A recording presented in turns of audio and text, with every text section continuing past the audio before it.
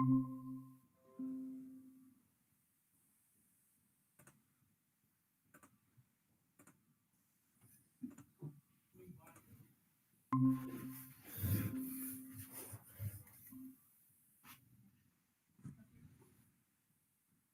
you can see my screen? I can see we should be live, and I'm just going to do an audio test here. Bill? Yeah, we're good.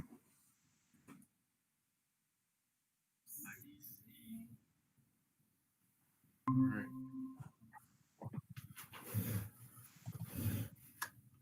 And it's 1:15, and we're good to go.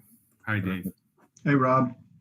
All right, well, we've got lots of people out there, so I'm going to hand it over to Bill, and we'll get started. Awesome, thanks so much. So we're live streaming now. It is 11:15, but for those people that are just tuning in, we are recording this just in case there are topics that you want to refer to. We also will be posting this later through all our sources so that you can revisit or share with other parents who weren't able to meet at this time. We'll go through a little bit of introductions as we go through, but I do want to give some context to these sessions. Is that first, this is a way of our board to address all the feedback and questions and considerations that we've been hearing from everyone during this very fluid and sort of a stressful and new situation for all. So for ourselves, my name is Bill Corcoran. I am a coordinator with Learning Technologies Department. And my colleague, Rob Long, will introduce himself in just a bit of time. You might be able to see on screen. Yeah, I think he's there. He will be popping into and we'll be splitting the session here as well. So again, these are 2 virtual sessions for our parents. It can be applicable to anybody who doesn't have a child in the virtual school, elementary school or academy. There are workflows that will support, especially for schools that do go virtual for periods of time, and for those just using Workspace in general. Before we get started, I do want to recognize that our school board respectfully acknowledges that we are located on the ancestral, traditional, and unceded Indigenous territory of the Algonquin peoples, on whose territory we pray, learn, play, and work. And of course, as we have so many things going on in our minds and our lives, to take a moment to just touch base and ground ourselves together as a school community as we move forward together. So in the name of the Father, and the Son, and the Holy Spirit, amen. God of hope, comfort and restore all who suffer in body, mind, or spirit. May they know the power of your healing love. Make us willing agents of your compassion, and strengthen us as we share in making people whole. Amen. Our Father, Son, Holy Spirit. Okay, so as I mentioned, we will be looking at this kind of agenda for this time. We were aiming for about 30 minutes of presentation and then addressing questions, but I think it's seeing all the questions come in from the session we have been looking at over the last evening and so forth. So we have looked at themes and specific topics we need to address during this call and during this live stream. On the left-hand side here, we do have questions. So if you enter on a separate tab, tinyurl.com/OCSB tech questions, it will bring you to a Google form in which you can submit questions, and we will be trying to monitor the best we can throughout the session, and towards the end, trying to fill in the gaps of where we're looking at. So for this piece, we're going to be looking at the OCSB student accounts and what it looks like in terms of password reset and your Chrome profiles. We'll give a little overview of the student portal, the Hapara Workspace student dashboard, and then Rob will be jumping in and really looking at the parent portal and digital forms. And of course, we'll all be addressing those questions populated on the form as best as we can throughout the session. I do want to emphasize again who we are. So Rob and I were asked to put on the session to support people in using the tools on the student portal, to getting into such as workspace in Hapara, to getting into different items that we have there. We are both classroom teachers in a leadership position at our board. And for the purpose of this session, we are really looking at getting into the tools that we are provided and how we are using them to support our students in their learning. We know there are bigger questions about the tech itself, and they're about different topics such as assessment and scheduling and all those things. And we want you to know that we are working collaboratively with our elementary virtual program and our virtual academy leadership teams, to bring that feedback and making sure we are providing opportunities to address and communicate with our whole school parent community. This session is geared at the 7 to 12 panel, but if you have kids in multiple age brackets, the presentation should be very similar no matter which one you're looking at, but we will tailor specific examples in specific ways. And of course, we will look through and bring forward topics of next for us to address with our CSPA parent partnerships and the feedback moving forward. So again, as this goes through, please feel free to add some questions into our Google form, tinyurl.com/OCSB tech questions. And it will bring you to a form that looks like this. Email address and your question. It's very simple to be able to do. Okay, so first of all, a lot of questions we got at the beginning of the year, and it may be more specific to our younger grades, but I do want to address it because it is questions that have come across our form, is that we do have an @ocsbstudent.ca email address for every student, which I'm sure right now you have identified of looking at. When we go on to the student portal, I will show you how your child can reset their password should they feel the need to. We always recommend changing it if they have the inkling that they need to. In general, they carry over from year to year. There's nothing different for your child in 7 to 12. And if they do need, for instance, if there was an issue with them not remembering their password at all to be able to change it, it would involve a communication with your classroom teacher at the school level to be able to do this. If they do email their classroom teacher, you may sometimes receive an additional communication out to make sure that the email did come from that student. And so maybe it might be a phone call or a different format to make sure that that is kind of a check and balance, so to speak.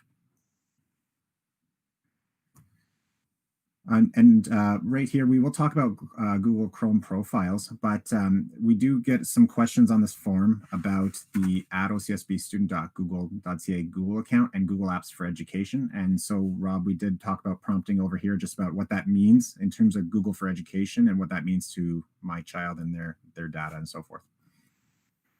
Hi, everybody, and welcome.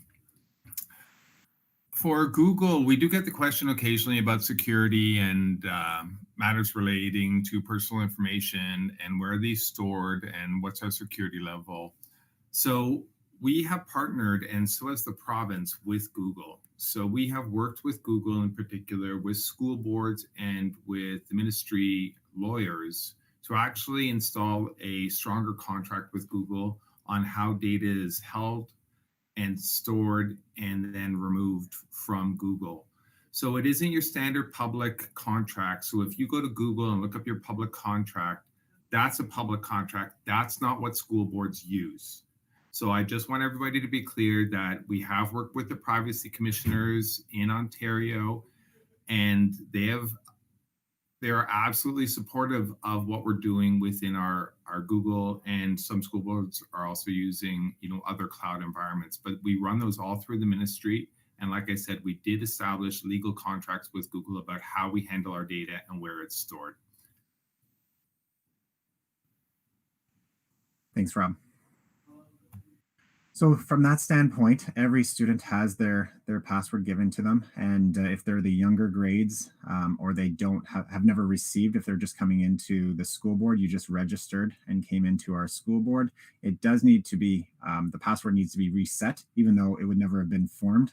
But that would be involving reaching out to your classroom teacher and them resetting that password for you and your child and communicating that. Then moving forward, you would have access to the password reset tool on the student portal. So this just kind of is a little bit of going an overview of what I just mentioned, that if I can't access my account, what do I do? Reach out to your classroom teacher and to reset that for your child. And just again, if you never got a password or you don't have one yet, same process as I just mentioned. Okay, so some of the things we're going to be looking at is kind of talking about Chrome and Chrome profiles. We have received some questions about, well, my child is logged into their OCSB student.ca account. However, they can't get into Hapara. And so this is what we call Chrome profiles. And we have been trying to share this as part of our CSPA updates through the virtual academies and elementary school program, through our teachers and schools in physical in person. So just in case this occurs to you, I'm going to pull in an example of a student view. So you're going to see the intermediate secondary student portal pop up on your screen. And there's two things that we're referring to. And Rob's going to jump in just a moment and talk about the difference between devices, whether being on a PC or a Chromebook. But what I mean when I look at my Chrome profiles, one, I'm using the Chrome browser. So Google Chrome browser is downloaded to my device. And this might be an instance where I have a family laptop at home, and I'm using that to share amongst different siblings, or it's something that you've purchased and people are sharing from parents' personal accounts, work accounts, your child's OCSB accounts, or even their regular accounts. So I can see that if I went to even just Google, google.ca, I can see that when I'm logged in, and you could kind of see it on the student portal, but I wanted to show you that here. I click on the icon, and it can say that I am logged in. It is managed, because we're going to talk, that's what Rob is going to talk about in a moment, that idea of being managed Chromebooks and versus regular Chromebooks. I'm logged into my Google account, or the student's google.ca account. This is not the Chrome profile we're referring to. So you could be logged into Google, which is good, but you're not logged into Chrome, which allows you to get onto a lot of these the softwares that are on the student portal without having to log in. It's your Chrome profile that does this. So when I go to google.ca, I see that I'm logged into Google, but up top, I'm actually looking for my Google Chrome profile. And if I click on that, you can see that Student 19 and different things that I have access to in my Google Chrome profile device is installed in there, and I can flip between.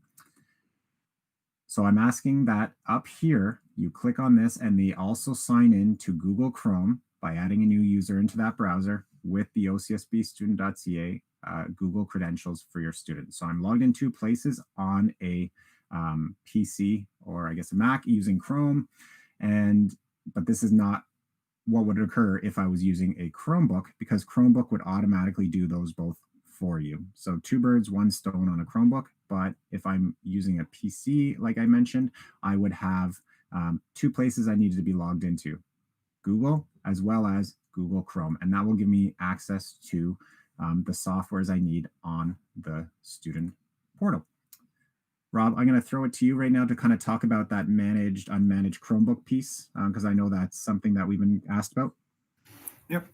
So, hi again, everyone.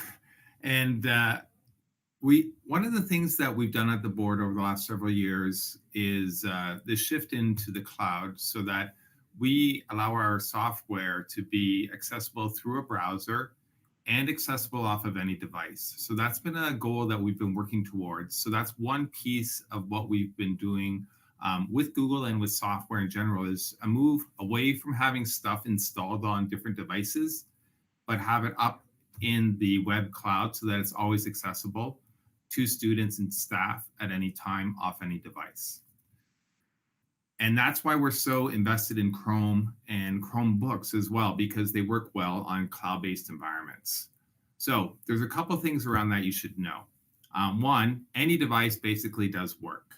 So that's great. You can use, if your kids have a MacBook or a PC or other things, that's one thing and it will work. Or even if you're sharing your device, as long as you're using a Chrome browser and they're signed into that browser, then everything will work well. On a Chromebook, they sign right into the Chromebook. And that Chromebook then is locked into their account when they're on it. And for us and for teachers working with them, it gives a very clean experience for us to work with them, because now they're on their one student account, and it makes it a lot easier for teachers to work with them and not to be as distracted. The accounts are managed if they're an OCSB student account. That means we can provide software to the students when they're signed in on that account. If you or your student signs in on a public account, you won't get all of that. It is because they're on a managed student account that they get access to all these different types of software. And then we manage devices. So when the school board buys devices, there's another layer of management on top of it, so that we can restrict what they can do on it. So we might do certain things like, can they add other accounts or things to the device? Can we force things out to upgrade the device? Things like that. That's under our management to allow us to do that when it's a managed device. As opposed to if you get your own Chromebook, that's yours, and you can control some of those things on that Chromebook because it's not managed by us. However, when your student logs in to the Chromebook with their student account, then they get all the software access and things that comes with that managed account. Okay. Bill, over to you. Yeah. Thanks, Rob. Yeah, there is that question where thanks for clarifying. I kind of bought my Chromebook, at a local store or online, and then versus the one that they maybe have brought home from school for different situations, and then just the account and how we protect it. Thanks for clarifying that. So what we see on our screen right now is the intermediate secondary student portal. That's for grades 7 to 12. And you will see that it does resemble a lot in some cases the K to 6 portal, but it does differentiate based on the tools that are provided for that panel. For the purpose of today, another big theme that we had when we went through the questions pre-populating, and of course the feedback leading up to this, was surrounding workspace, the student dashboard, and then accessing some cards and being able to submit some work. What does that user experience look like? So again, just going back to the whole goal of this session is that just trying to make sure that for the people who can access and the tech is working in this moment, we'll talk about what we're trying to support in the future about tech that's not working, but assuming we've accessed the portal, we're signed into Chrome. That's a key piece with Para, is that the student would come in and click on this icon, workspace and student dashboard. So I'm kind of giving you the user experience of this. We do have a couple questions, and it does link to passwords. And so at the high school level, at the intermediate high school level, we did get some questions about kind of that password and students having their password and the privacy of their own password. And some of the principles and feedback from us from parents was that, well, we're being asked to respect the privacy of passwords as per our Samaritans on the Digital Road platform and our program that goes from K to 12. How do I kind of monitor that work with my student? How do I kind of oversee that they're doing their work? And the quick answer that we're trying to provide to our school community is to have that continued conversation with your child. But what we're going to show you here is something you could ask them to do if you ask them to sit down and say, okay, can you show me, what timelines might be there for you to do in workspace? So that conversation piece, so it won't be you getting access to their account, which is not the goal. It would be you having that conversation like you would continue to do as parents and guardians to be able to get that child to show you what it looks like. We continue to develop and look at ways to innovate the parent portal, which Rob will mention. So some of these things might tie over in the future. So what are we seeing here? This is the student who clicked on Student Dashboard for Workspace on the student portal. At the top, they have a couple places to navigate.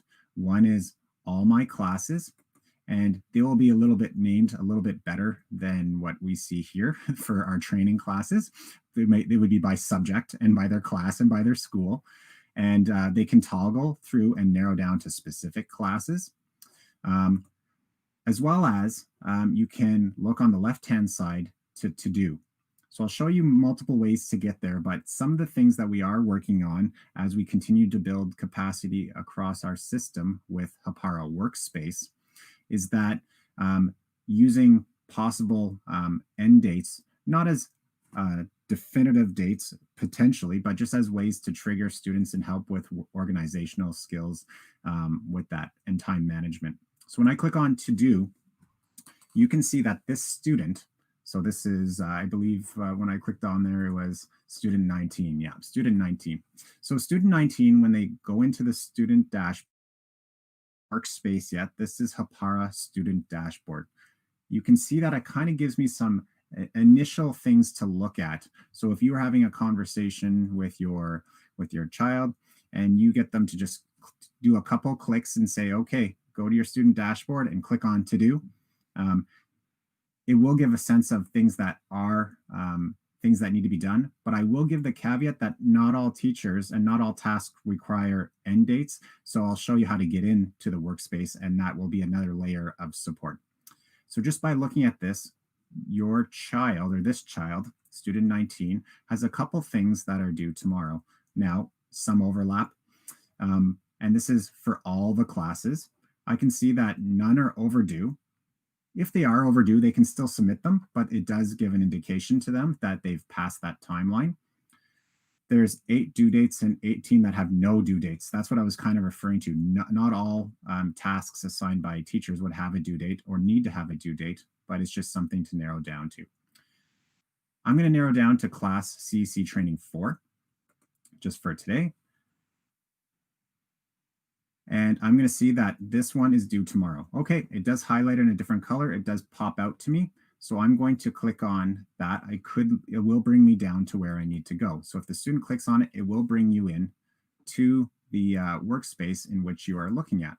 So this is a workspace that has been created by the teacher and shared to the student. And in this case, these are some examples for a 7 to 12 webinar.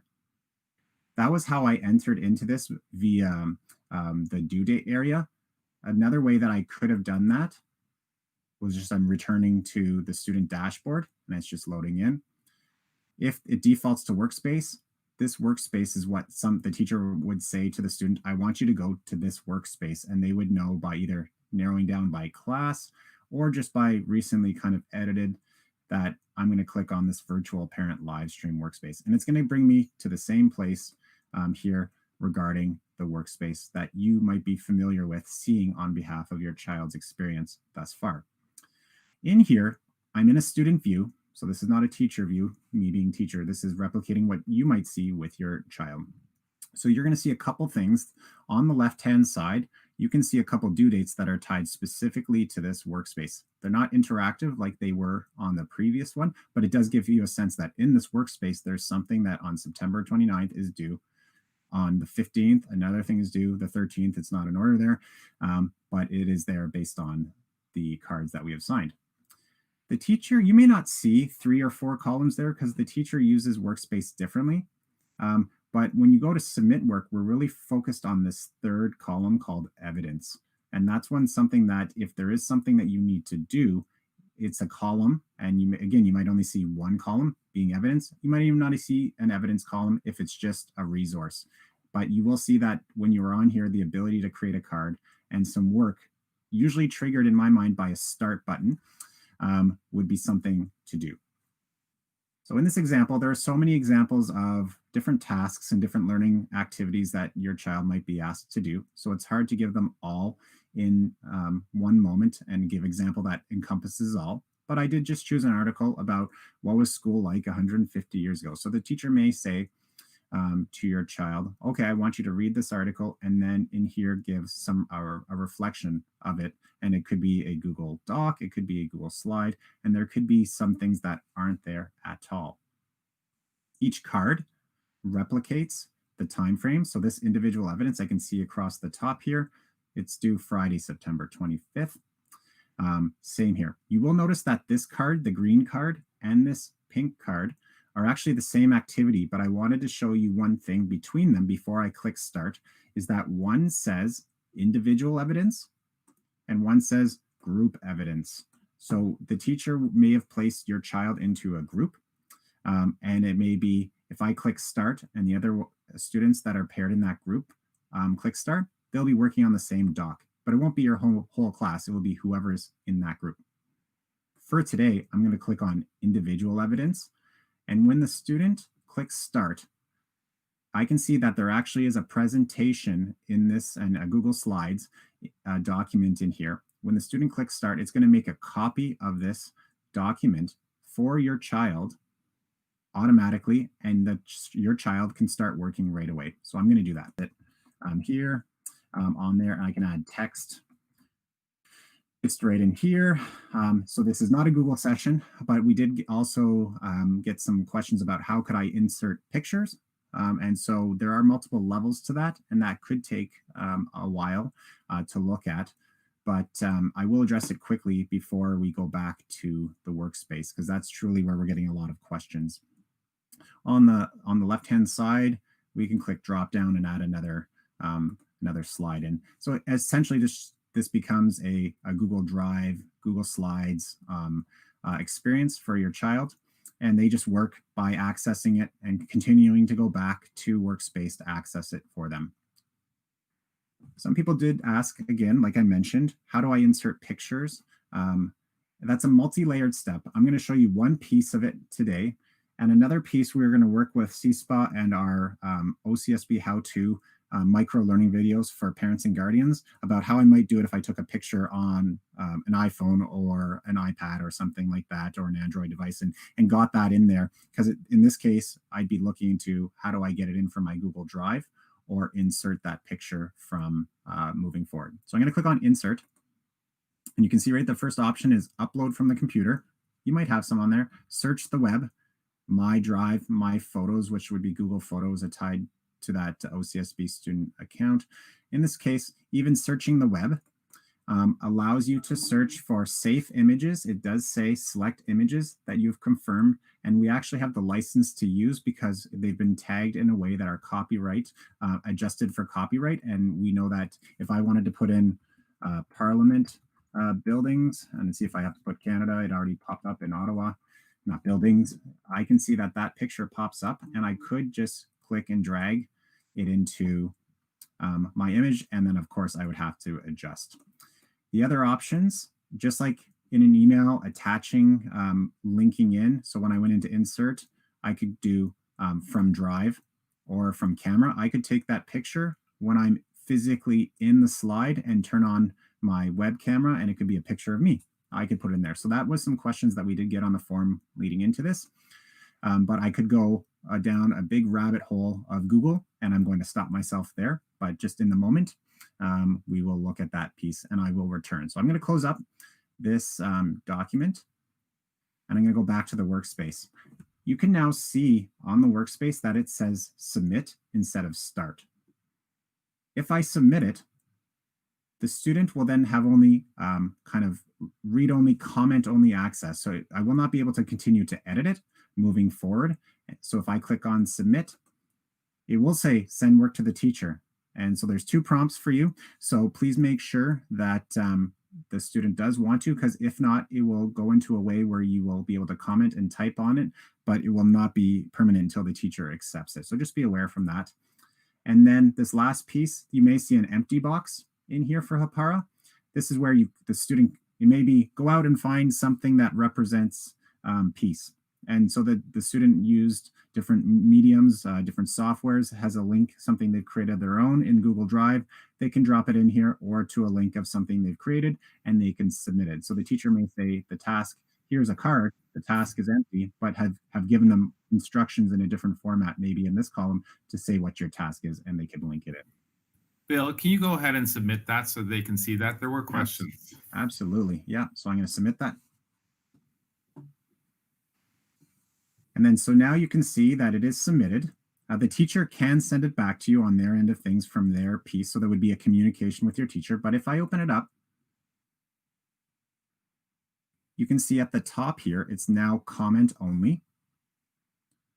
And if I go back to my document, you can see if I start trying to go into any format of trying to type You may say, well, my document is not working. What can I do? It's not giving me allowed to type in that piece. So comment only has different features such as insert comment, which allows the student to type in and maybe say to the teacher, I forgot to add this comment in or some of this work, and they can leave that in the side of kind of like the margins of the document.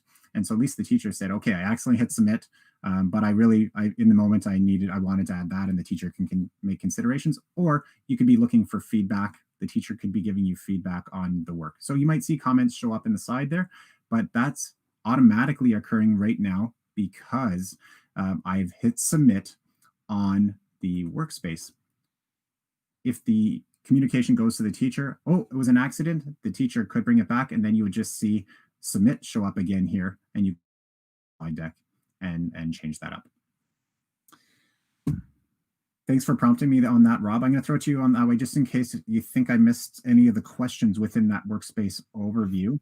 No, we got most of them in there. A lot of them were around how do I see my child's work? How do I submit homework? So that is exactly how you do all of that. Yeah, perfect. Okay, so I'll continue to go combing through the questions as well, and if we get towards the end, I'll just make sure that I address anything I feel that I missed in the moment. But that does, I believe, just like you said, encompass kind of those basic workflows that the questions were addressing. So I will pass it over to you to kind of continue on with our agenda.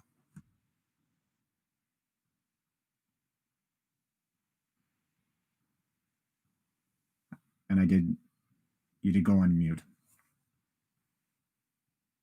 All right, we'll switch to me presenting. Just for a sec.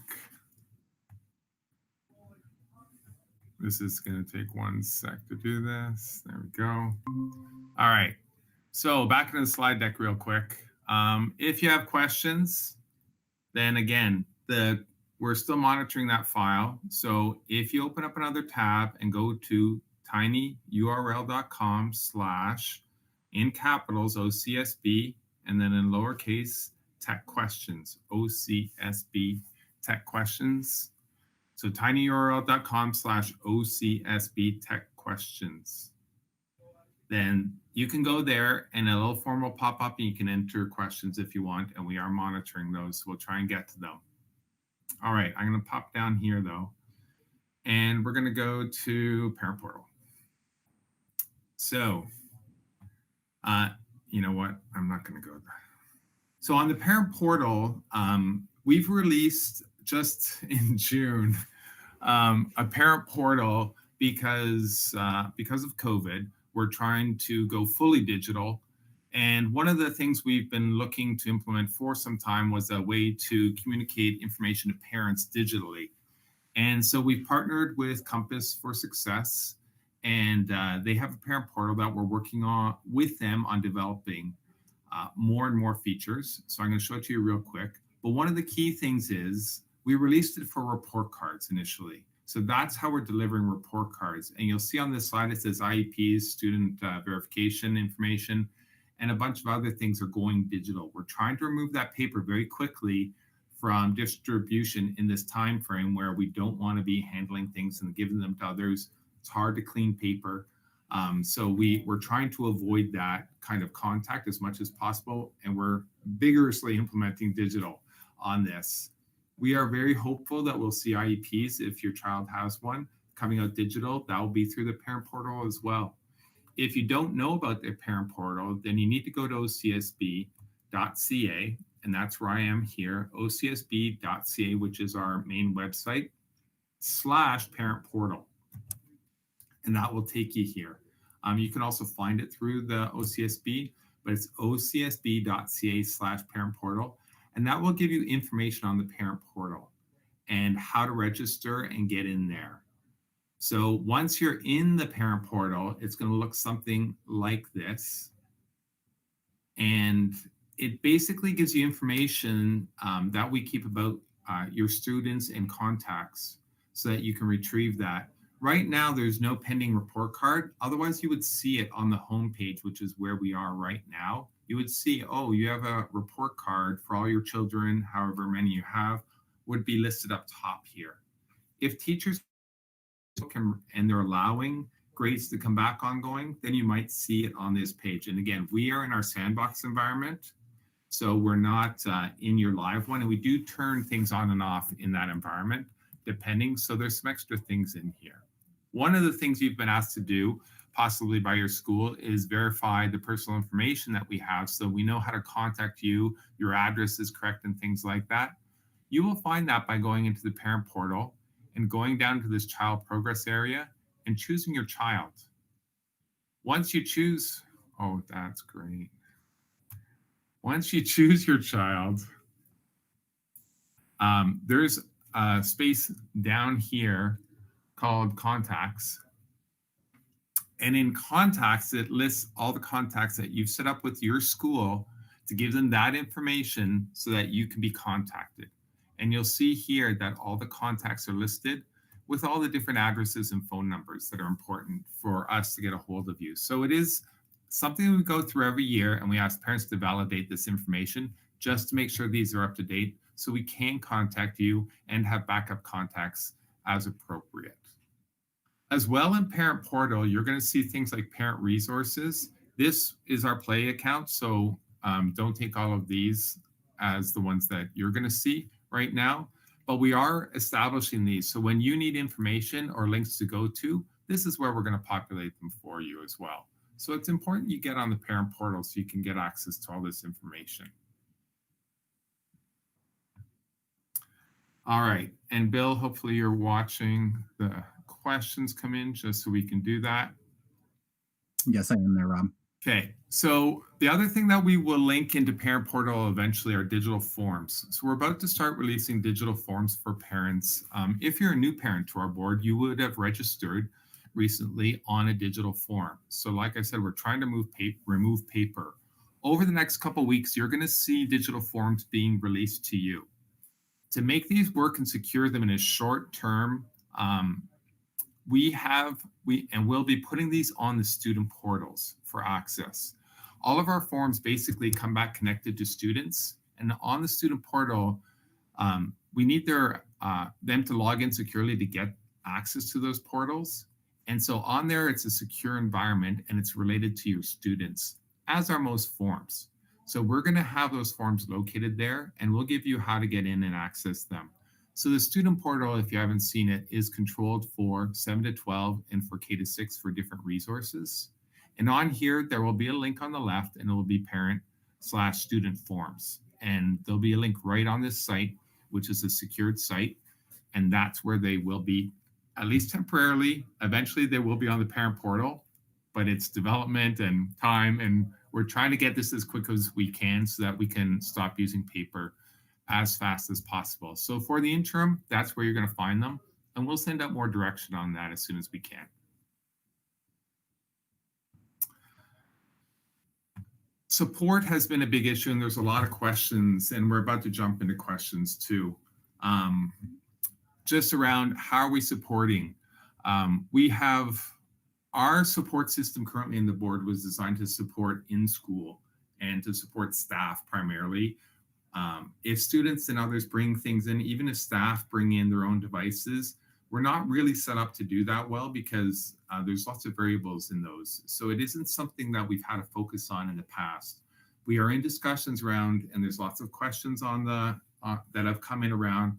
My Chromebook isn't working perfectly. I'm doing this on a computer, but they're signed in. There's lots of questions. And it is something we started to discuss about how can we arrange to better support kids at home, especially with parents working with them. We understand it's an issue. We're trying to work on it. We are stretched right now, just trying to get all of these things like virtual schools running and supporting teachers with a lot of new software and capabilities they haven't really dealt with before. So we are trying to get there, and we're actively in discussion around how to do that. So I want to share that with you, but I don't have a promise for you yet. But we are trying to figure out how to do that better, especially with the staff that we have. And Bill, do you want to talk about all of our resources that are out there? And we will link these into the parent portal. So do if you haven't gotten onto the parent portal, that's an important part because our first reporting period is coming up along with IEPs and things, and you really need to. Going to, if you have it sharing right now, then can you click on the OCSB how-to link, which is the bit.ly OCSB how-to. This is one avenue that we will be looking at to post these webinars, the resources, and like I mentioned at the beginning, the micro learning videos, because we all don't have time to watch hour-long sessions all the time. So this piece is a playlist under OCSB How-To, and it is dedicated in this case to parents and guardians. You can see the first couple are surrounding navigating the portals and accessing Student Hapara workspace, the student dashboards. So in this moment, if I went a little bit too fast or you wanted to revisit that and not just through this webinar, you can see that even Rob is scrolling down a little bit about joining Google Meet, using Sora to access books and e-resources. From that, files, like there's a lot in there. The first ones at the top are the ones we get the most questions right now as we entered into, again, virtual learning and getting the school year started. So that's one great piece that we will continue and probably put this recording, will be linked to YouTube in this case, but other ones that we do. For CSPA, you might have already done this. They do have a master list of some things, but there is a, if you want to click on there, at the top, it is part of their newsletters when it loads in. So monthly, our partnership with Ottawa CSPA, which is the Catholic Parents Association, up at the top there, it says subscribe to our newsletter. Now, there's a lot of great information. It's not just learning technologies, but there always is a tech tip or tips from the Learning Technologies Department to our partners at CSPA that usually reflect questions that are in the moment. And in this past one, it was about Chrome profiles, it was about account information, and you would receive those monthly from our partners at CSPA, they're awesome, and they bring the voices of all parents to us and to make sure we're continuing to learn. And of course, those are some websites that you may already be familiar with, virtualprogram.ocsb.ca for elementary if you're on here. And of course, Rob just clicked on the 7 to 12 Virtual Academy. And you can see that there are information about the school, some frequently asked questions, the online how-tos, which are also some videos embedded from that playlist, and some more information on how to contact us and announcements that are up to date from there, which is great for us. I regularly go there as well, just to make sure that we're on the same page from that. All right, before we jump into questions, is there anything I think from that support piece, Rob, that you wanted to address, or you think in terms of the main goal of this session, which was about getting a little overview of the things that we're doing to support student learning and not necessarily the text piece, which we know we need to address, as you just mentioned. Is there anything we're missing? I don't think so. And I'm going to stop presenting. Okay. I think so you got the present. Perfect. And so we'll switch over to some of the questions real quick. One of the things I wanted to highlight for folks is a lot of this is new to many of our staff as well. So they're preparing and going through a lot of the videos as you're learning with your kids and figuring out this whole virtual environment. They're learning too. It isn't their standard. So sometimes they are bound to make some mistakes. And one of the things, that I want to just emphasize a little is they're learners too, and they are working on this. So when you catch things and stuff, definitely have that conversation with your teacher if you see anything. One of the things that has happened a few times is they're sending out emails and things like that, and they forget to BCC. If that ever happens, do not forward those and things. Just be sensitive that they are making mistakes and fallible too, just like all of us. So be careful. Do have that communication with them and just be empathetic and understanding a little bit. It is hard for all of us. We've got tons of tech questions, and I know our time is running. But some of the simple ones are like, okay, I have multiple kids in the same room and they all go on the meet together and then it makes funny noises. So it's simple tech questions, like that are, how do I manage that? And one, you could put them in different rooms, but if you need to supervise them in the same space, then everybody has to be on mute basically.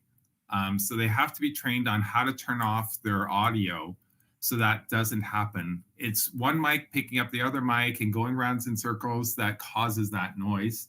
The other thing to do is if you can get them headsets, they don't have to be expensive, but headsets also will help stop that. So if you can put them on a headset, it'll stop that loop that happens and creates all that noise. There's a lot of questions around Chromebooks. So my Chromebook's not working properly. I didn't get asked for a Chromebook, things like that. So if Chromebooks aren't working properly, it is something that you can report to your teacher, and we will try to do that and fix that. Having said that, we have requests still coming in, and we're trying to get devices out to people as fast as possible. If you didn't get within a week, it's definitely something to mention to your teacher again, because within a week, we probably should be getting those out now. I've seen the list, it's very short. So those pretty much should be out now. If there's a problem, contact the teacher and we can look at redeploying. People ask, well, I didn't get asked if I wanted a Chromebook and things. So there may have been some targeted asks. It is done at the school level. And understand that there is no way we can supply a Chromebook for everyone. We do not have that ability to even access devices at that level because there is a high demand for Chromebooks right now and they're difficult to get.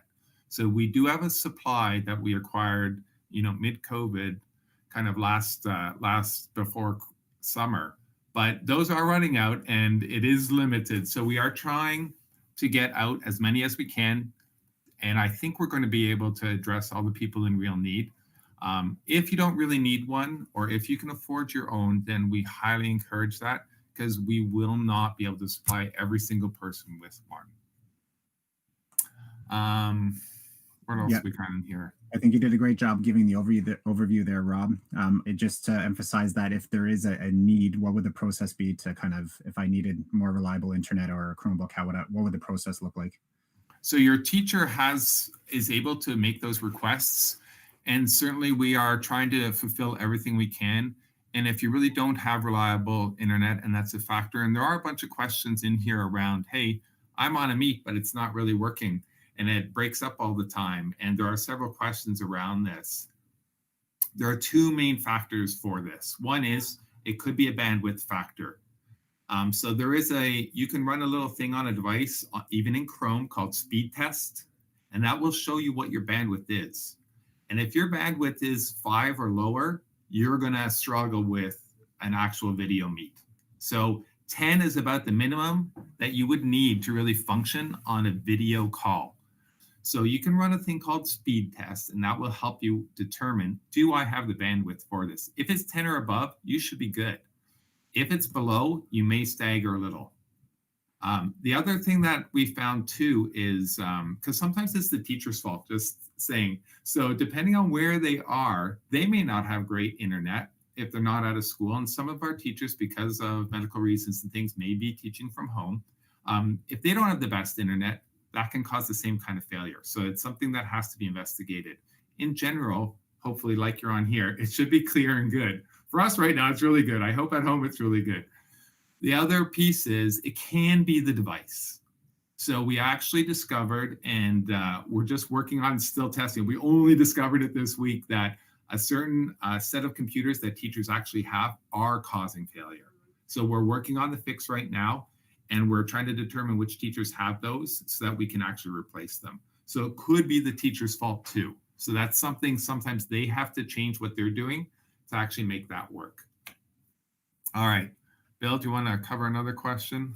Yeah, I think it just kind of, I've been watching the ones coming in as well. I just kind of going back to your parent portal pieces, that some of the features you were showing where you were talking about things that we're looking at making live coming very soon or moving forward. So they may not see the exact same that you were showing, but you were just kind of giving a little heads up as to what should be a good user experience coming in the near future. Yeah. And if they needed to change any information, there should have been verification. So that's what we're suggesting in that case. The other thing that especially a lot of kids in grades 11 and 12 are really interested right now is, do I have all my credits? So again, the parent portal, you can go in there and check that, and so can your students. There is a student portal for them. They can also do the same thing. if you're in grade 12 and your student turns 18 this year, you actually get cut off from access. That is the law. Unless they sign a piece of paper, okay, don't have that form digitized yet, to allow you to actually access their information. Once they turn 18 legally, we have to cut it. So unless they've actually approved it and they've contacted the school and said, no, let my parents access this, then they're the ones that are going to get the report card and everything themselves. So just be aware if you're in grade 12 that that is important. They can go onto the portal, as can you, and look at the actual credit accumulation. It's in both portals. Thanks, Rob. I am respective of time for those people that are still on the live stream, but I feel that we can, since it's being recorded, that we could probably finish up a couple of questions, and if the parents that are busy need to come back to look at least we've addressed the questions as opposed to ending it early. Are you okay to stay on for a few more moments? Okay, perfect. You can stay on for a few minutes, and we will post this. And the other thing is, if these types of meetings that are direct to parents are important and you find that this is a useful thing, I mean, one, you can throw it in the comments if you like on the questionnaire and just give us feedback about that. Because this is a new format for us. We haven't tried to go live out to parents regularly or ever in our department. So if it's something that you want to see us continue to do, then do give us feedback. There was a little bit, but certainly that lets us know that you want some kind of interactive format, from different departments. Just let us know and we can try and continue to do that. Yeah, and I know that our Spec Ed Student Services Department put on a webinar through CSPA yesterday talking about how do I support my students with their online learning and just kind of that behavior component to it. So we are listening. We are trying to adapt. Nobody going back to before last March would have imagined that as being an educator, as a parent, that this is what it would look like coming this September. And we're all adapting and definitely doing our best to teach virtually online and to support us all together in this piece. I guess I'm looking at my themes there, Rob, and one of them was around scheduling. And I think that maybe ties in a little bit to your prompt just about devices and all being on the same time.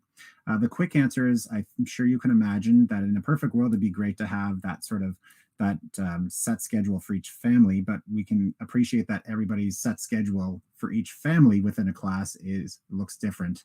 And I know that the classroom teacher is trying to, within the hours and within the school day, trying to best accommodate and be clear about what that schedule is. But right now, there are so many factors within, I know we're at 7 to 12, we're looking a bit different than what our elementary partners are looking at. But just knowing that that schedule is there, and then the way and when and where they're online and being tasked with something is something we're trying to address and to bring forward as well. So that if you need to be online with 3 kids, it's something that we can try to work in from that parental perspective. And maybe we'll bring in Dave for fun, because Dave is on, and there are some tougher questions that aren't tech questions, and they are in there. We said we wouldn't really touch this, but it might be good to address a couple. So we have several questions around French, or I haven't seen my French teacher and things like that. So there's some questions in there like that. So maybe we could throw those out. The other one is about assessment. So now that my kids are online, what's assessment really look like? How are we guaranteeing this? And then are we going to be able to apply for university and things like that? So there's some stress, I think, on the grade 12 parents out there just wondering about this kind of year. Yeah, we'll introduce Dave. You said Dave, but we didn't say he was on the call, but maybe you can introduce yourself, Dave. Thanks for being here. Thanks, Bill, and thanks, Rob. My name is Dave Nash, and I'm the principal of the grades 7 through 12.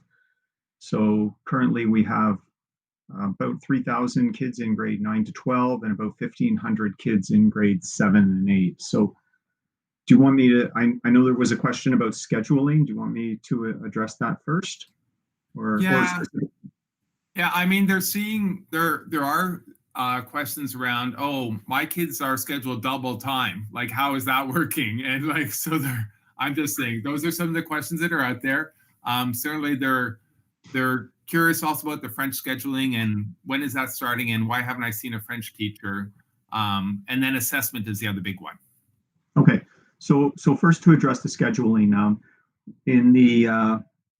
in the intermediate, in both of our panels, we have 170 teachers and 170 teachers from across the system. They're all working out of their home schools unless they have an accommodation to work from their home. Each of these home schools has different start times. Some are as early as 8 a.m. and some are as late as 8:45. So these teachers are planning their day sometimes around the homeschool schedule that at the school that they're working at, because they have supervision responsibilities as well at that school. And sometimes they're planning their schedule around their conversations with their students in terms of best fit.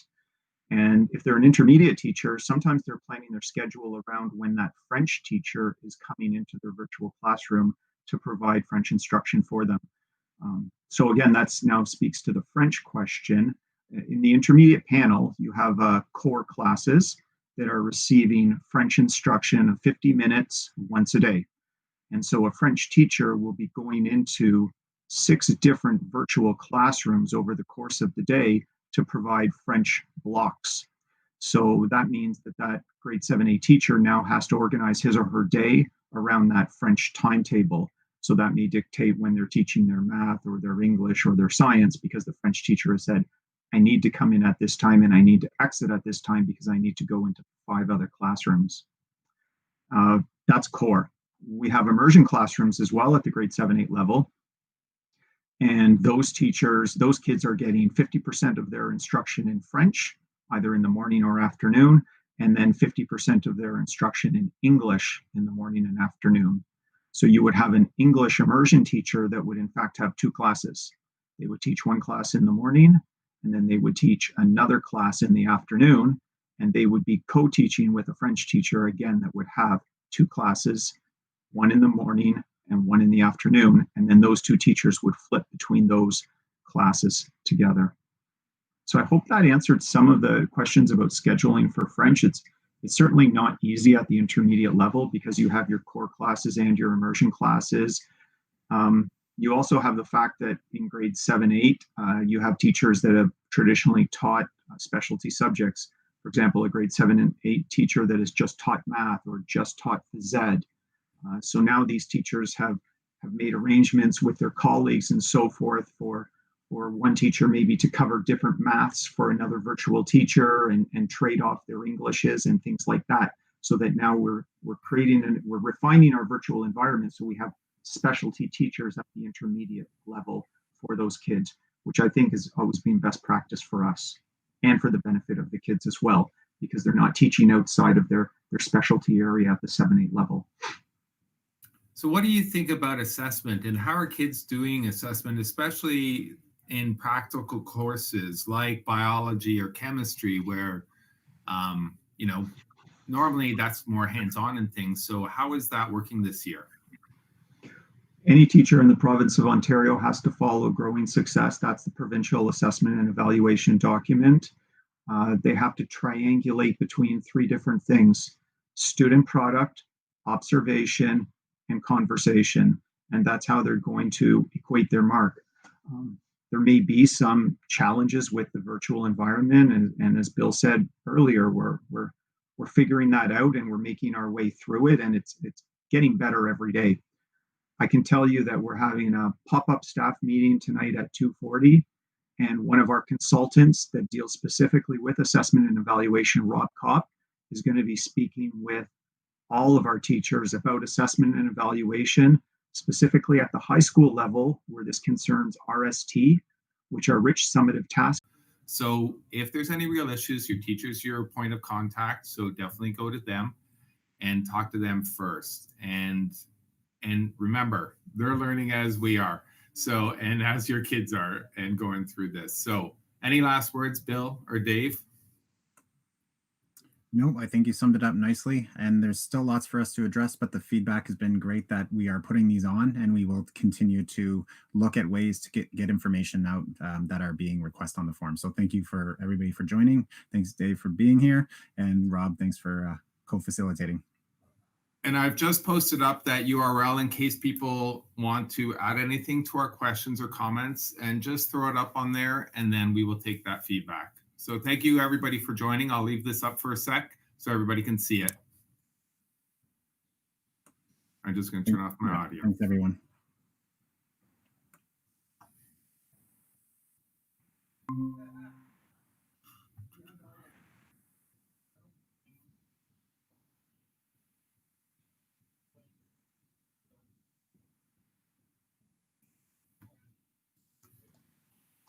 Guys, thank you very much.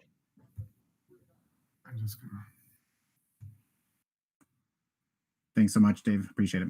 Yeah, Okay, take thank care. you. I'm going to leave that posted for a minute so everybody has that URL if they need it. Okay, yeah, I'll go off, and then in a few minutes, I'll exit that call.